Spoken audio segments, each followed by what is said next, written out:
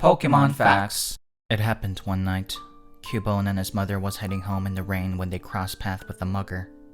The mother shielded her child with her body, told the mugger he could take whatever he wanted. The mugger snatched a purse in her grasp and she jerked forward. It startled the mugger, who accidentally discharged his weapon.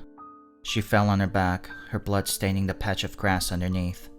Cubone sank to his knees as he stared in disbelief. He shook her shoulder wordlessly as she struggled to put on a smile. "Be brave, my child," she said. "Do not be afraid."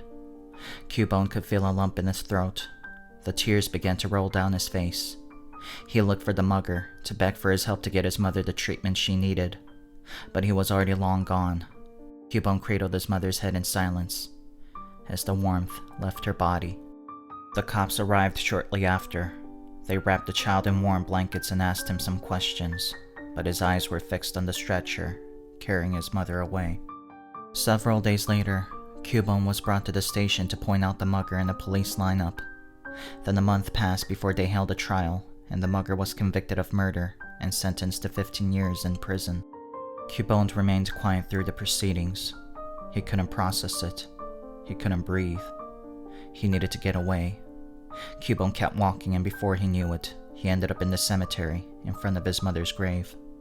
He wanted to cry, but remembered what she said. "Be brave, my child."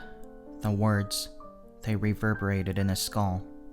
The pain was unbearable. He blacked out. When he came to, he found himself wearing his mother's skull like a helmet, and magically, the pain subsided. The child didn't realize that he desecrated his mother's grave. Didn't realize how macabre and twisted his actions were. He only wanted to stop the pain, to stop being afraid, to be closer to his mother. And in that instance, he knew exactly what to do.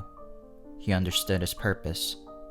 Cubone grabbed his mother's femur and vowed that no child would ever have to go through what he did.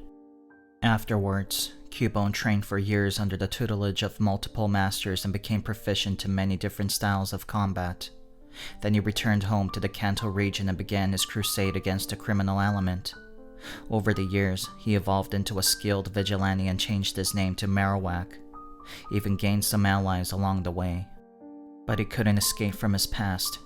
He heard through the grapevines that the mugger responsible for his mother's death was released on parole. Marowak reverted back into the child who cradled his mother's head on that rainy night. He lost his focus. He became afraid. He became a liability. He knew he had to face his fear. Marowak took an excursion to find the man responsible for his trauma. He stalked him back to his trailer and found him drinking a bottle of whiskey by the sink. The man didn't look at all surprised by his presence. He looked as if he expected company. He pulled up a chair and poured a glass for his guest. Marowak reluctantly took his seat, but declined the drink. The man downed another glass of whiskey and wiped his mouth on his sleeve. "I'm truly sorry," he said. "I've done a horrible thing. I don't expect you to forgive me." Marowak looked around. There were no photos or any valuables to be seen. It was almost pitiful, but even that was too good for him. Marowak picked up his mother's femur. It felt heavier than usual. "That's good," said the Marowak as he raised the femur over his head. "Because I don't forgive you." I'm a box of condoms, and this has been another episode of Pokemon Facts. Please like, comment, and subscribe for more factual Pokemon facts. Have a wonderful Pokemon day.